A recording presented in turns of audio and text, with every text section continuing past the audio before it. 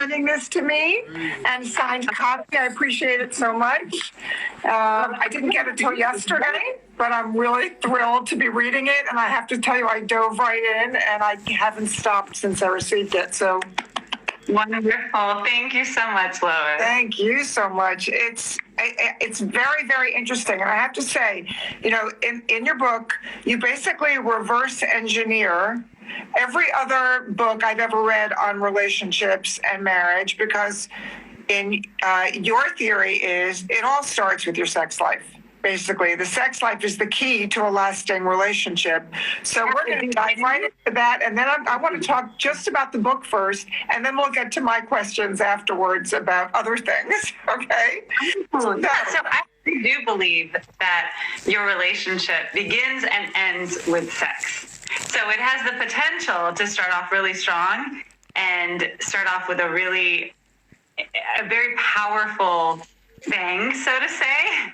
And then a lot of relationships do end because of sex as well, or the lack thereof, or the lack of satisfaction. So yeah, I'm really trying to earmark and bookmark that kind of the thing that people don't talk about until it's gone bad.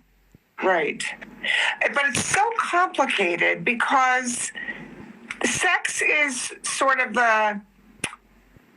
it's the thing we do when we're feeling really great about our partner, or I guess like you have to be feeling great in order to want to have sex. You talk about this a lot. I mean, I've gotten deep enough into the book, so I understand it's sort of, it's confusing. And your book actually makes much more sense of it than anything I've read before.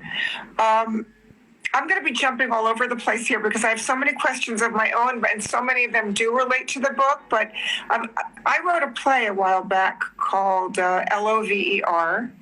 It's an adult woman's coming of age story. And in the book, I say that good sex isn't between your legs, it's between your ears. I absolutely agree. And I think a lot of people don't recognize that when you aren't feeling or thinking about sex in a healthy way, it absolutely impacts how your body feels, whether you long for your lover, whether they long for you, and attraction and desire, they're all kind of mixed together.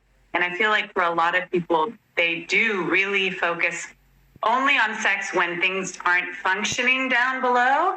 And if anything, they should learn from reading this book that there's so much more to sex, and there's so much more to sex than sex, to couples who really want to and intend on being together forever.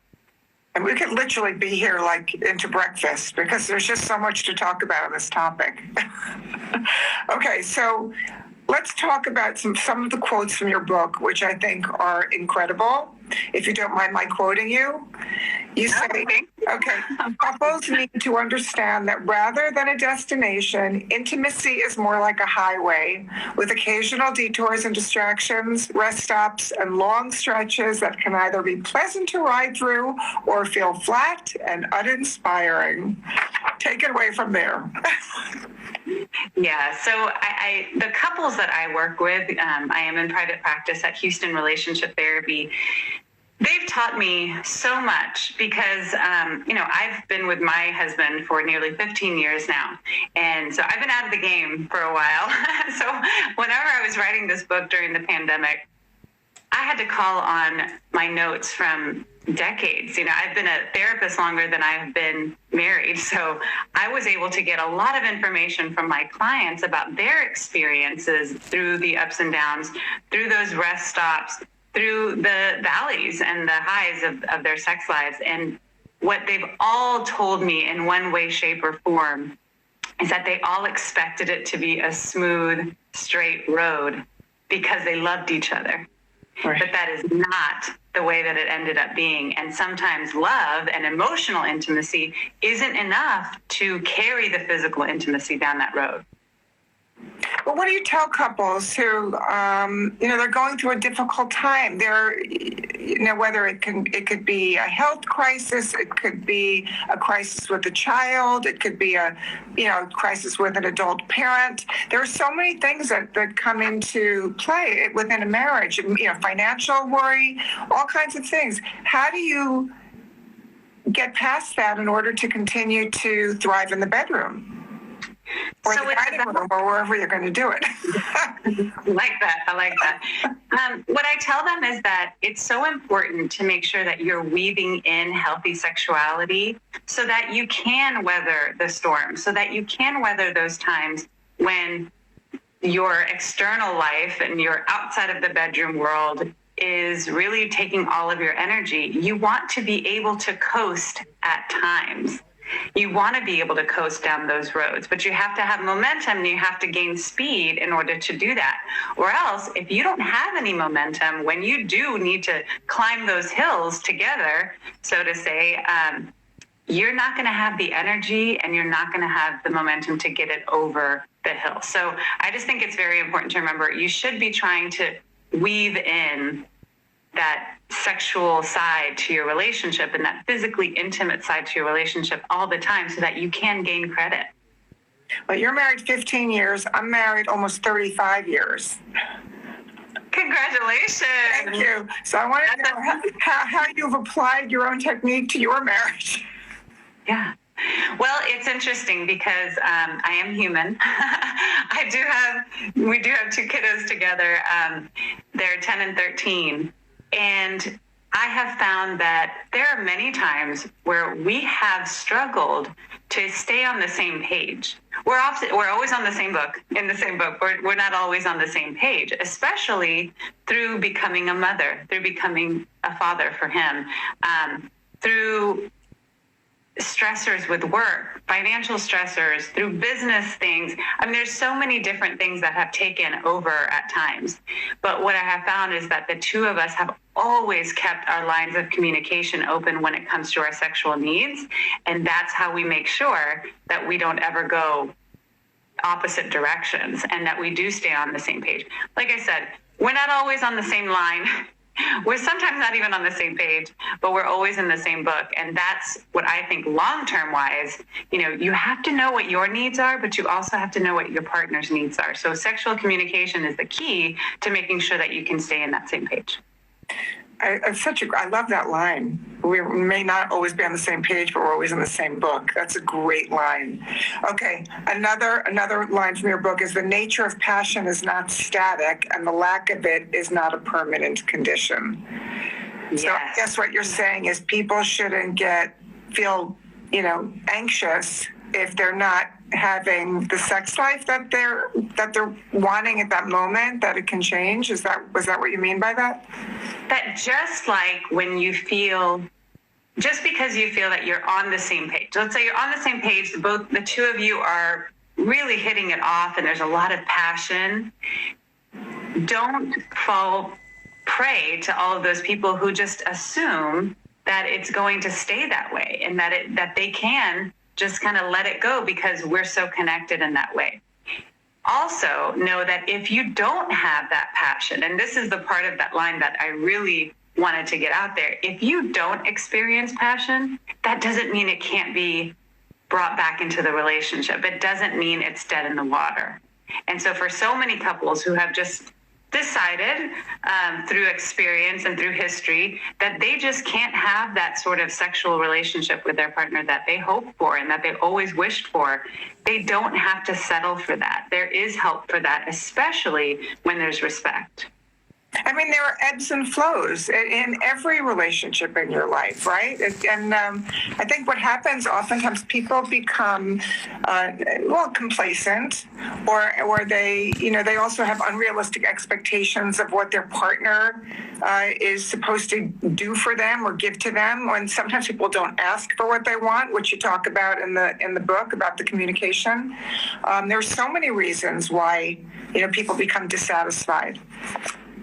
And it's important to remember that even if it started out that way, because a lot of couples aren't always starting off, like I said, with a bang, and then it kind of tapers off. There are a lot of couples who have struggled from the get-go to connect in this way and to find that their needs can be satisfied and fulfilled through their partner.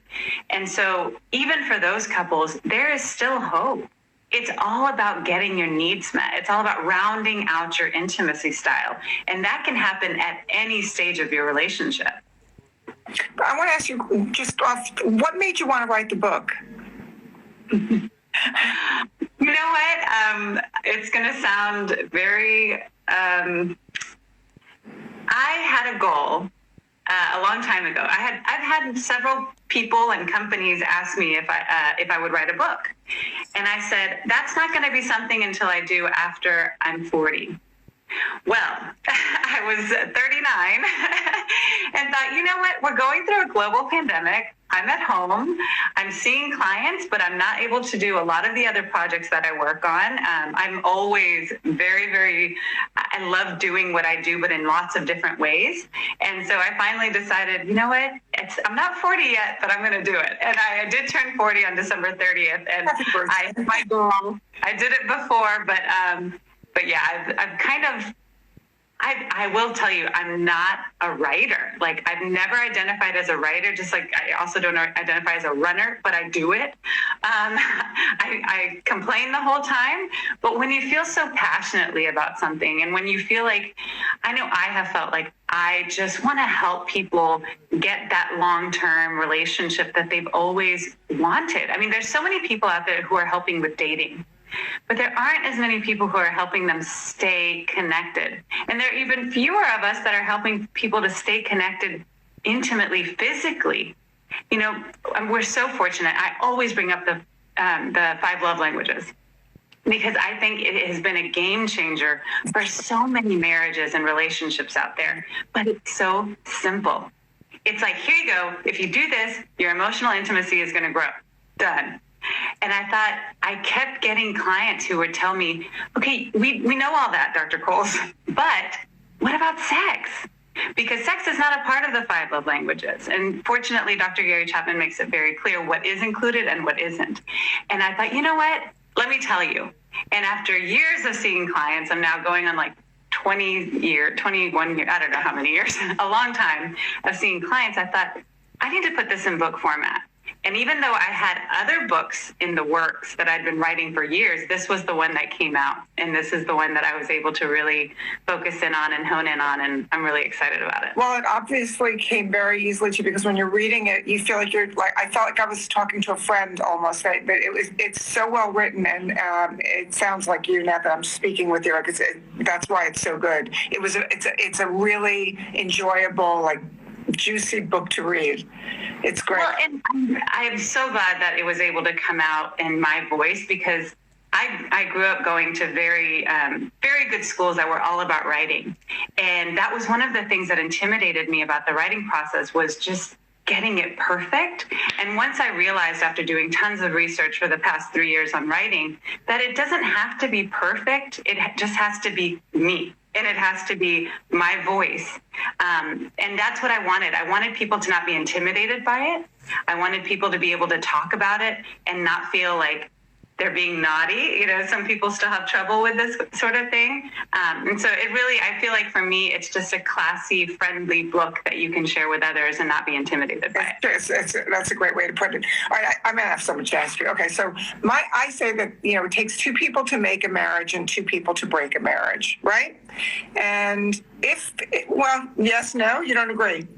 I think that when it comes to sex and physical intimacy, it can take one person to decide, this doesn't work for me.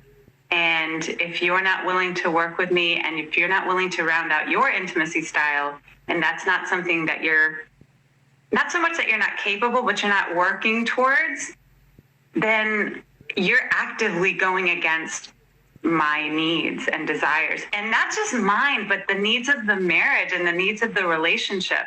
So I say that because I don't want to downplay the experience of the partner who isn't getting their needs met physically.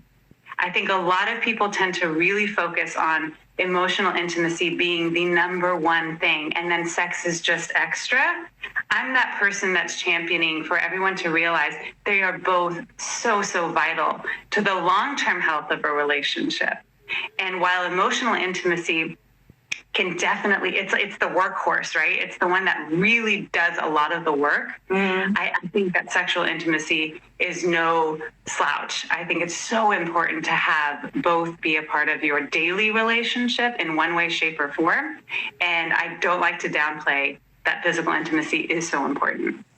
I want to go back to something you said before about, people start out in relationships and it's all hot and heavy and everything is right. And you think, we have a great sex life and this is going to sustain. But everybody knows, and every adult person knows that, 2 years into a relationship, no matter who you're with, which is why I really don't believe in divorce, honestly, because I feel like you just keep changing unless you're doing some work on yourself, because, you may change partners, but you are still the same person and you're bringing that person to another relationship with all the same problems. So that's why I say 2 people to make it and 2 people to break it. But where was I going with this? So I think they should make it much more difficult to get married and easier to get divorced, because I remember somebody once saying the worst time to get married is when you're madly in love, because it's like being drunk. And would you sign the most important contract in your life when you're drunk? No. So true. It's so true. And it's funny because for a lot of people who are going through wedding planning and all of that, they do have some very sobering moments, right? It can really teach you about communication and so many things.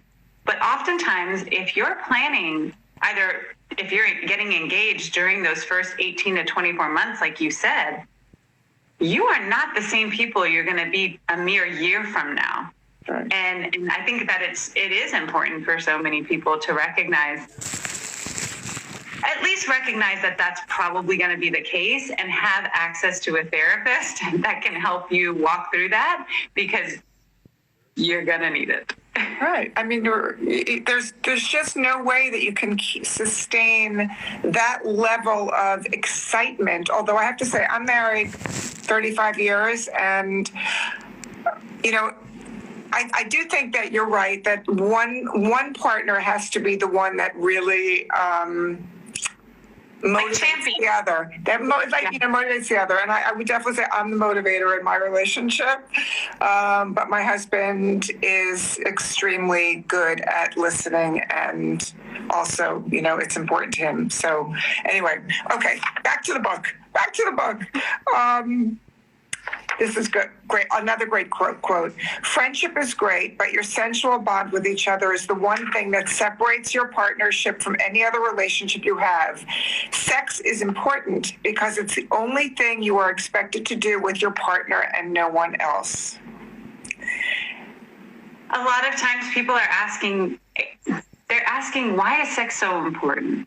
And people just kind of, from a very rote way, will just say, oh, it's because we're married, or because we're a couple and that's what you're supposed to do. But they don't realize why it's so important in a relationship, a sexually monogamous or otherwise relationship, why it's so important. And that's the part that makes it feel sacred. That's the part that I'm able to say, this is why it's so important, because you're only able, depending on your relationship parameters, right, you're only able to do this with this one person. So they can only fulfill themselves in this way with you. And you have it's a privilege, but it's also a burden. And you have to be aware of that. And you can't just let it go, because if not, those sexual needs will have to come out in one way, shape, or form. And you want to be a part of that. Right. I always think my mother was a very wise woman. My parents were married for 60 years. And I used to say to my mom when I was younger, what, how did you do it? How did you stay married for so long? And she said, we never went to bed angry. And every morning when your father left the house, I'd give him a good grab, you know where. So I know he'd be excited to come home. Claim your space. I knew you'd like that story. Yeah, there's a lot of grabbing going on in my household too. I love it. I think it's very important. It's very, the playfulness, right? And you talk about that too in your book. Like, it's important to play with your spouse.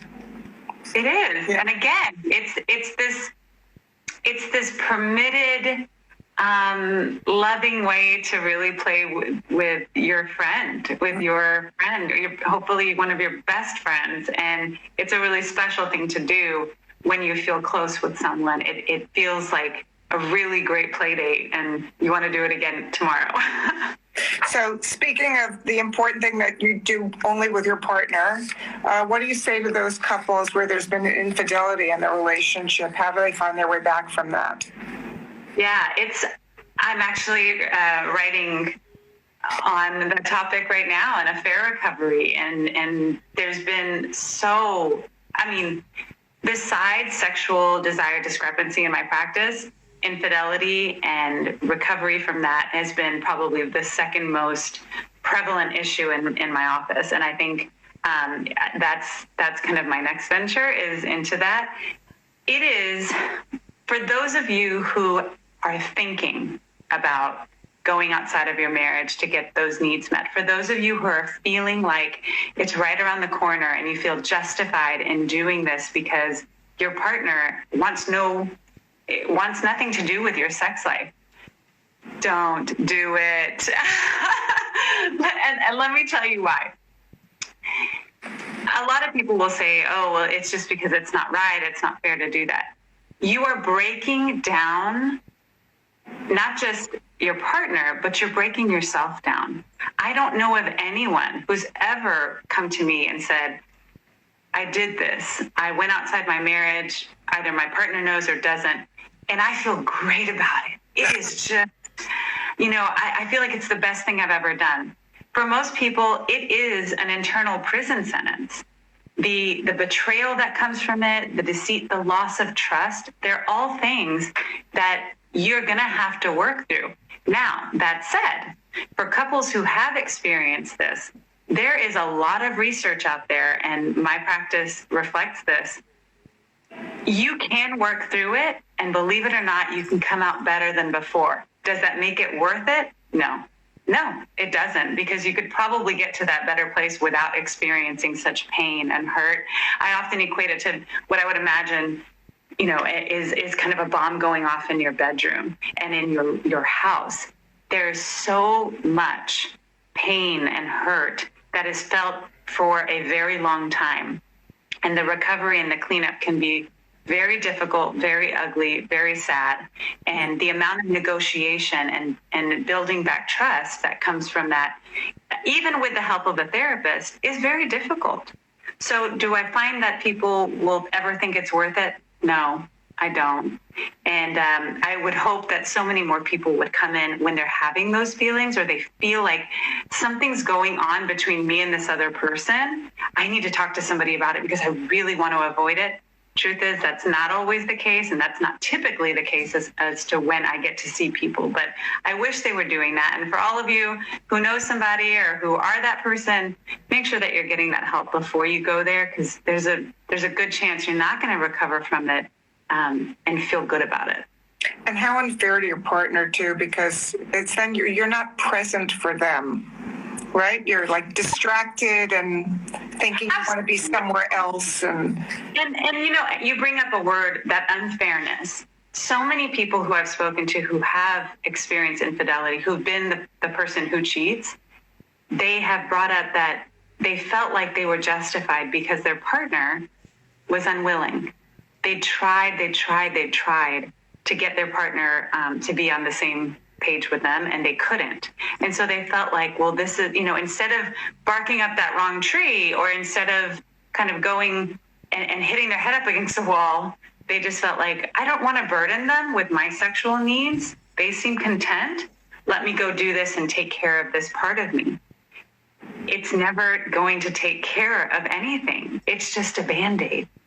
And I think it's just very, very important that people realize there is no fairness when it comes to betrayal. And, you know, as I've seen in my offices, sometimes people get into this, well, you cheated on me, so I can cheat on you. And, you know, they what is it? Tit for tat. Yeah, it's tit for tat. It's good for the gander. Which never works, but it's also, you know, it doesn't mean your partner is going to experience it the same way and take you back. It's not a given. They don't owe it to you. Right. Oh, here's a big one. Okay, you talk about parenting. And I thought this was a really interesting section that you said our parenting culture demands that even the intimacy we have with our partners be devoted to our children. How do we make sure that we keep the flame burning? Though this is me saying, how do we make sure that we keep the flame burning with our partners while raising our children?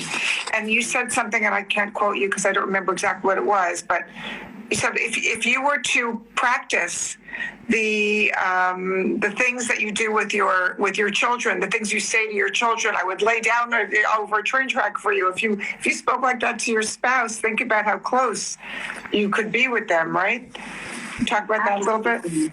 Yeah. So again, it all comes from the experiences that I've seen around me. I mean, this is all real life stuff. You're not alone if you identify with any of these people who it's a population. I mean, it's most of the population that struggles with these things.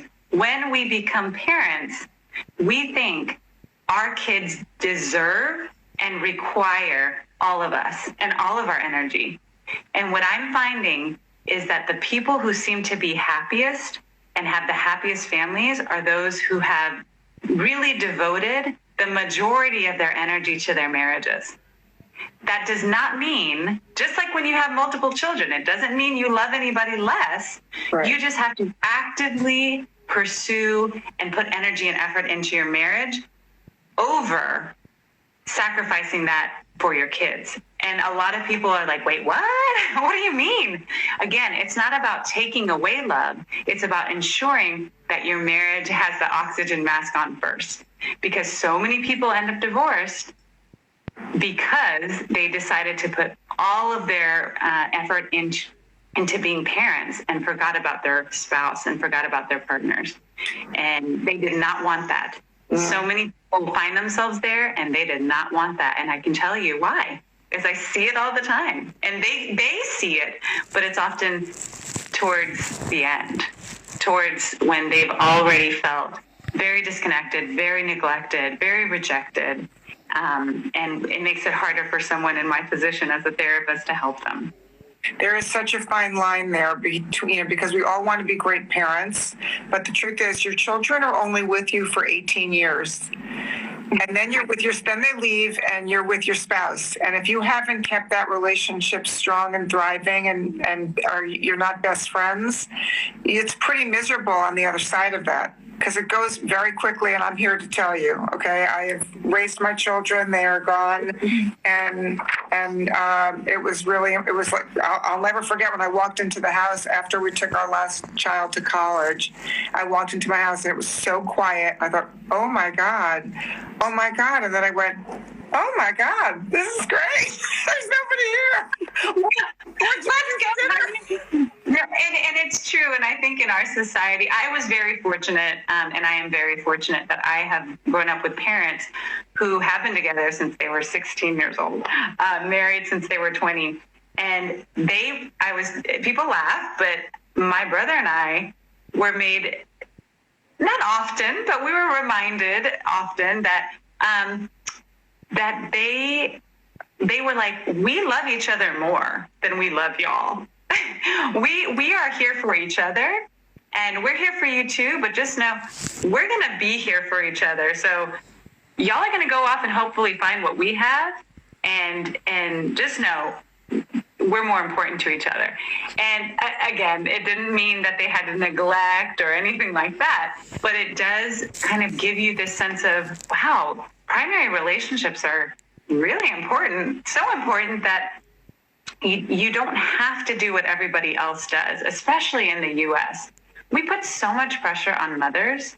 We put so much pressure on fathers to be all fathers, all 100%. And something that I find myself often telling people is, fathers get a bad rap because when they tend to hold the torch and keep the stoke flamed for their marriage, the flame stoked for their marriage, they're seen as bad dads or absentee dads. And when moms do that, when moms put, more effort into their kids, they're seen as bad wives. But they both have the same goal, which is to keep their families together. So I don't think you're a bad dad if you're focusing on your marriage and you're trying to have your sex life continue to be happy and strong and healthy. I'm glad that you're doing that. Moms, you don't have to feel like a bad mom because you're also really focused on being a great wife. That's something that I think it's going to take a long time for us to get there, but I'm really passionate about. If you want a family to stay together, promote being a happy couple.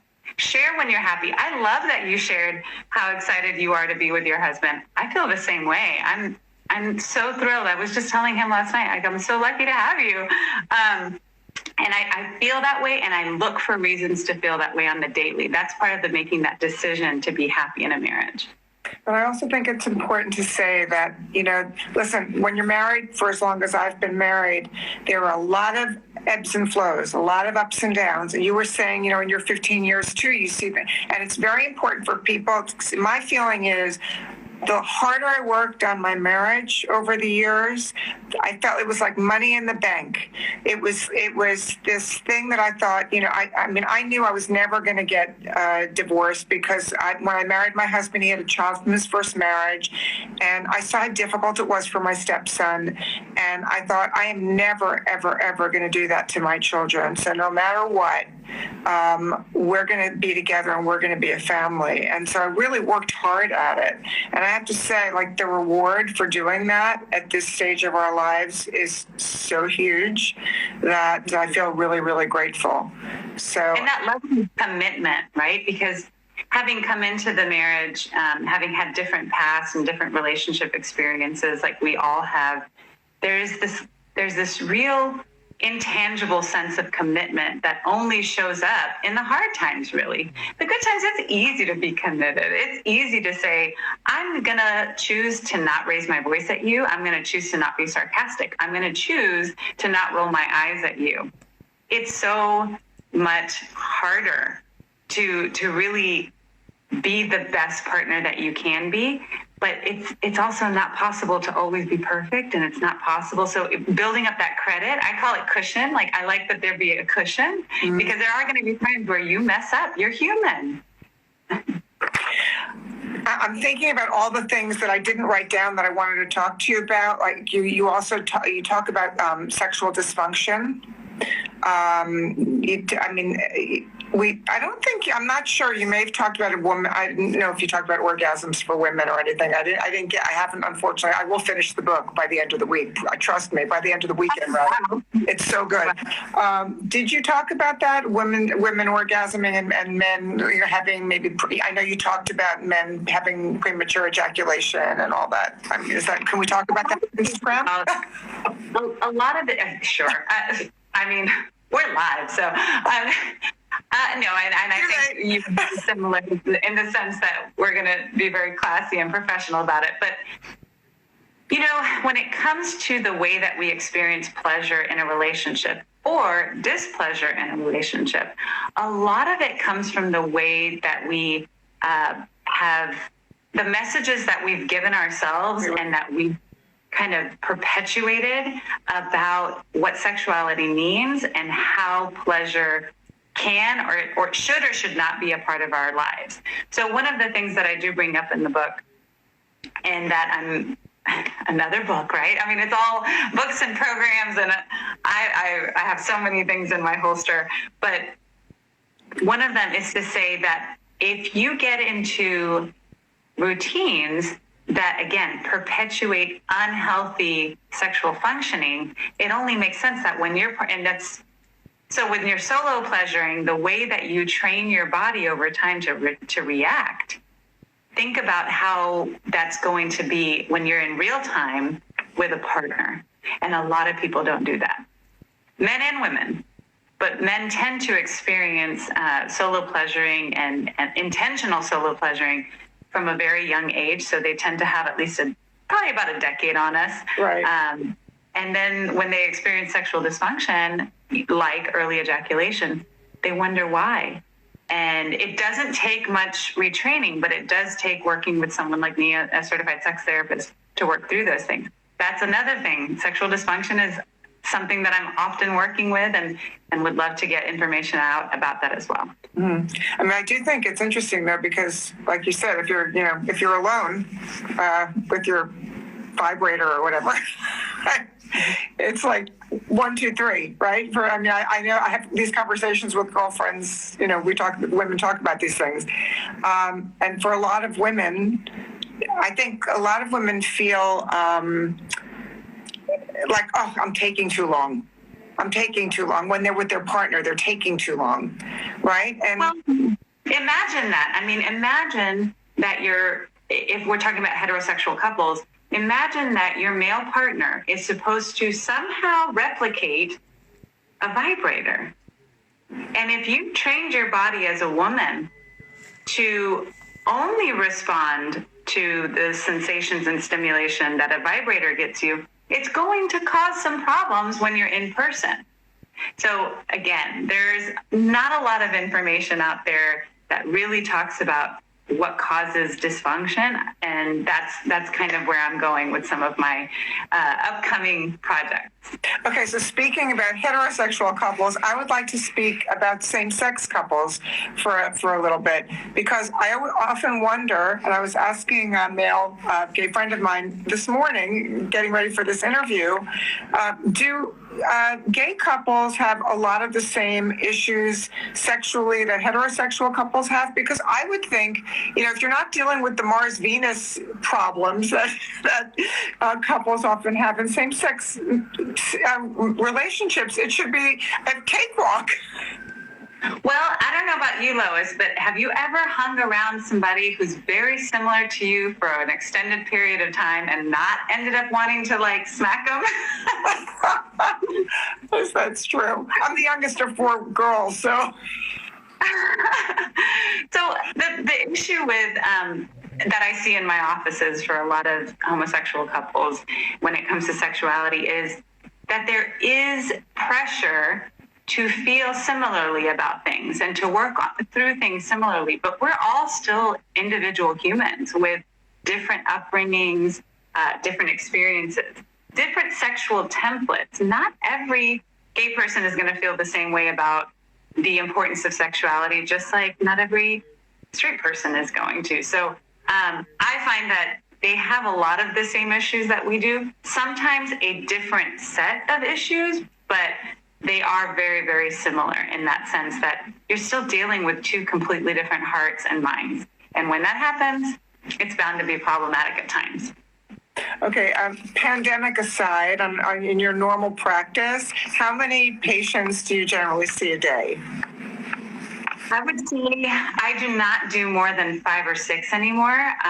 For a very long time, probably in the last 6 to 7 years, I realized after my 5th, I'm needing more than just my coffee.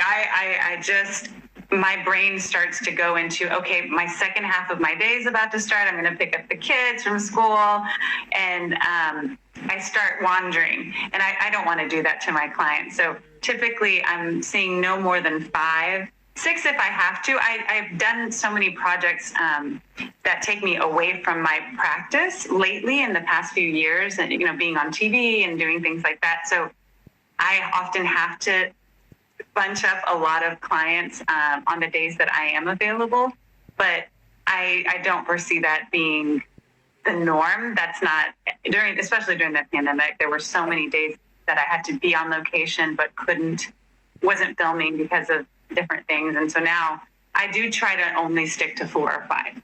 Have you ever fired a patient because you just couldn't bear to be in a room with them? Like you thought, these are just an awful person. I cannot treat this person. You know what? I think that's probably only happened once or twice. And because I'm not like a jerk when it comes to that sort of thing, I think that they realized it. They realized this isn't a good fit. And I just mirrored that. I just showed them Yeah, I feel like you come in here and it feels like we're arguing about something. That's not what therapy should look like. I should be able to share my thoughts and feelings about what's going on, and you should be able to as well, and not feel like we're arguing. And people spend a lot of money for this sort of thing. I don't want to waste their time. I do feel like when it comes to therapy, the client-therapist relationship is so important. There's no need to waste time with somebody that you just don't think is going to help you. You're a consumer. And you were saying, which I think is funny, like I was wondering with my own therapist, sometimes when I'm talking to him, I'm thinking, am I boring him? Am I boring my and is he writing like his laundry list or whatever as I'm talking?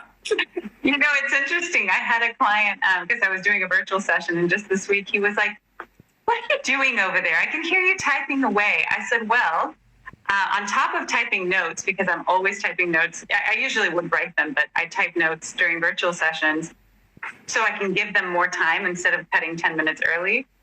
I also was looking up the podcast that you just told me I had to listen to, and I pull up the screen and I just leave it. Because if not, I'll forget. By the time the hour's over, I'll forget what you said. Right. And I told you that I would send you a book. So I made sure I wrote a note, send a book. And he's like, oh, okay. He's like, because you never seem like you're not listening, but I know you're doing the other stuff. You're typing away. I'm like, oh yeah, no, I'm here. Believe me, I'm here. I'm zoned in. Very funny. That's very funny. Okay, let me just think if there's anything that I wanted to ask you, not related to the book. I asked you about same-sex couples. We talked about blended families. We talked about it's two people. Okay. And I asked you about how many patients. Do you ever get attached to your patients in a way that, do you take it home with you? It's actually interesting that you say that. It's so funny. Have you been watching me today? I had a couple that I've been seeing for a really long time. Through ups and downs in their marriage, points of weakness, points of strength. It's been really wonderful. We had a really powerful session this morning, and I was leaving the office to go to come back home to finish my virtual sessions here at home. And I remember I started shaking on the way home. I was driving and I was shaking, and I realized there was such adrenaline pumping from this session. It got heated, it got loud, all of those things. Not from my end because, but between the two of them. And, it takes a lot of effort as a therapist to not escalate an issue. And after having done this for so many years, I know how to do that. But that energy doesn't just disappear. So I was shaking on the way home, and I was like, you know what?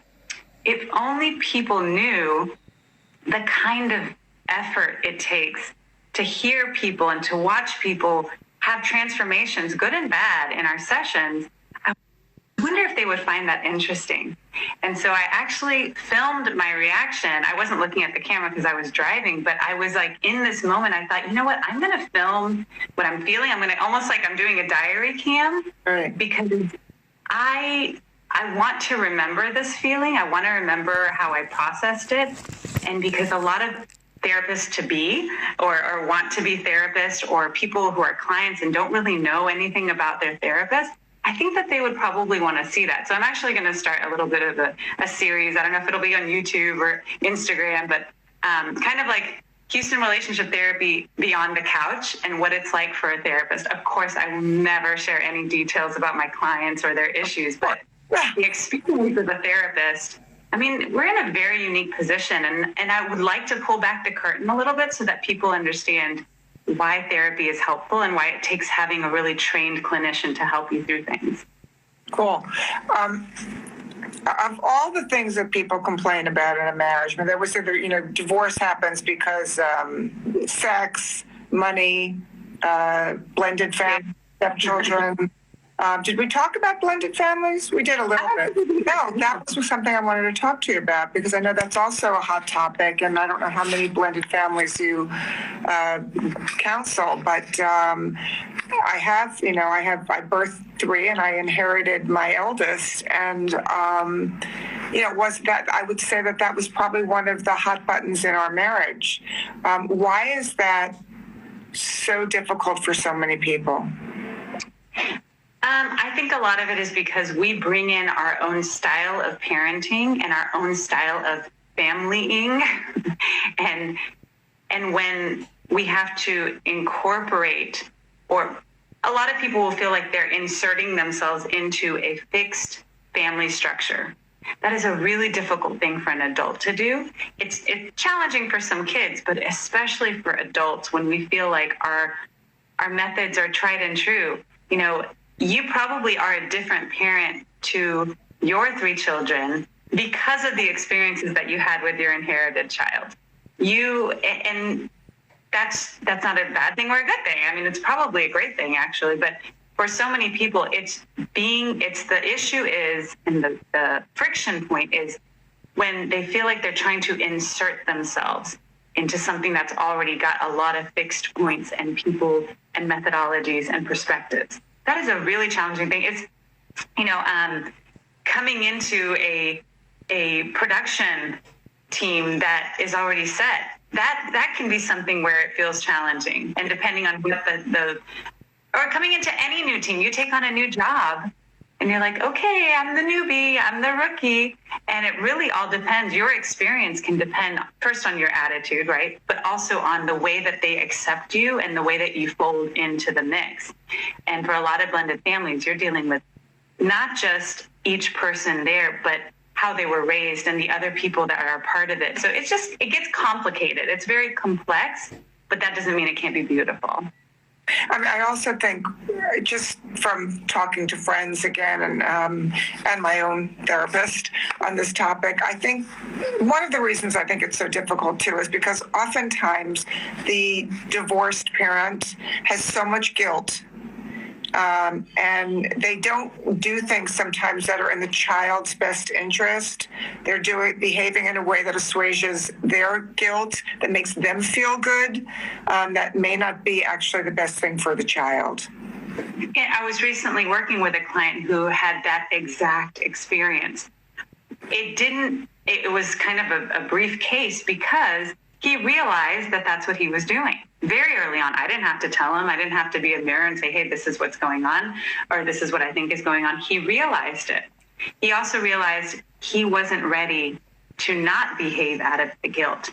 And so therapy was not going to be helpful because for him, he needed to continue to appease and assuage those feelings of guilt, and didn't feel good about working through that when he wasn't ready, which is a really great thing to know about yourself. If you're not ready to work through these issues, again, don't waste your time, energy, emotions, all of that on therapy when you know you're not ready.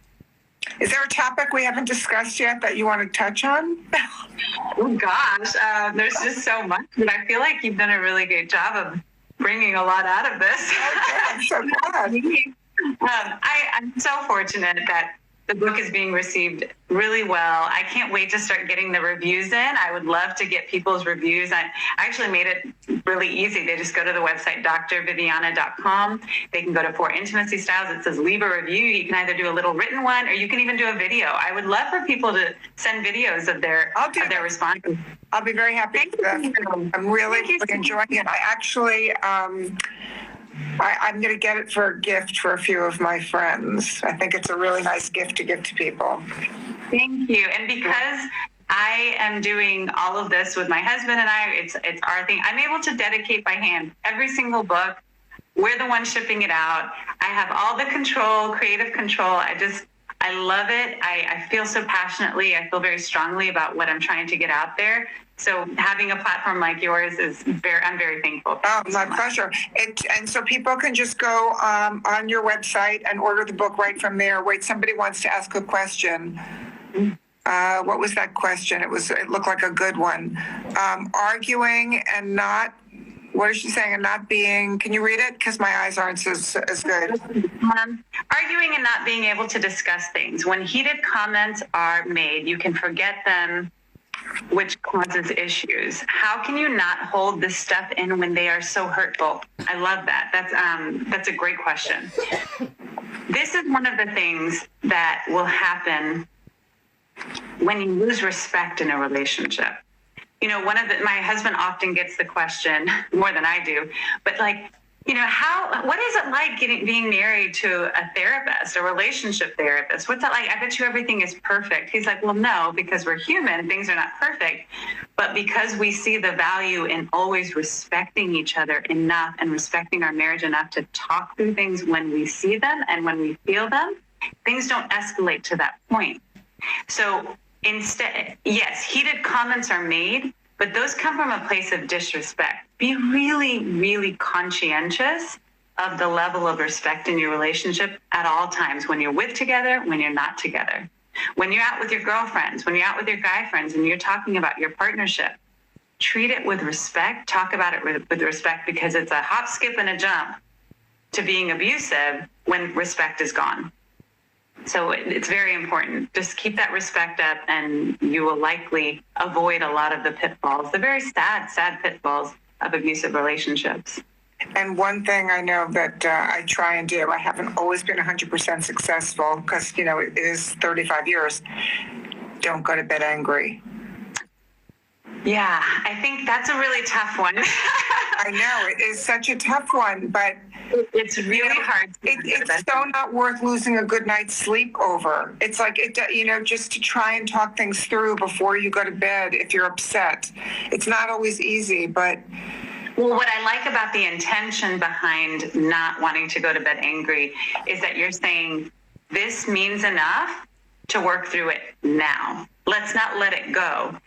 Does it really make a difference if you let it go overnight, or if you talk about it right then and there, if you talk about it in 24 hours? As long as you come back to it and you know that your partner is willing to come back to it when they cool off, I think the intention is good, but I don't think it has to look like not going to bed angry, especially when there's alcohol involved. I think a lot of people need to sleep it off. Right. But would you say that a good way to frame it with your partner so that you're not carrying it through the night is to say to them, look, I'm really angry with you right now, but I'm not in a state of mind to talk this through with you, but I really want to talk to you about it in the morning. Yes. And let's not go to bed feeling agitated. Let's, Right. Let's promise that we're going to talk about it tomorrow. And meanwhile, if you're going to be that person that says, let's hold off, you can't spend the night stewing or coming up with a video or an audio clip in your head that gets you more and more upset. You can't also, if you're not going to talk about it with your partner, don't talk about it with anybody else, because that's also going to poison the way that you experience that talk the next morning. Again, you know who you can confide in, but most people are going to want to make you feel better. And that may mean that they make you think that you're right when you're really not. So if you're really not going to talk about it, don't talk about it with anybody else. Okay, there's a game that I play with my guests when I'm coming to the end of my interviews. And I feel like, do I want to play this game with you? Because it feels kind of silly, but we're going to do it anyway. Love silly. I do. I love it. Okay, so you're going to pretend this is you speaking, and you're going to answer the question. If I were a fruit, I would be a... Mango. And why a mango? Well, because it tastes so good. No. Because they're exotic. They're a little bit different, but most people like it. Great. I love good. Such a good answer. Okay. My last meal would be... Ooh. Oh, gosh, that's a tough one. I got to go with my Tex-Mex. I love Tex-Mex food. Any combination of Tex-Mex food, I'm going to be happy with. Is there a margarita with that? Of course. Of course. Okay. Margarita with my Casa del Sol, absolutely. There you go. Delicious. The one thing no one knows about me is...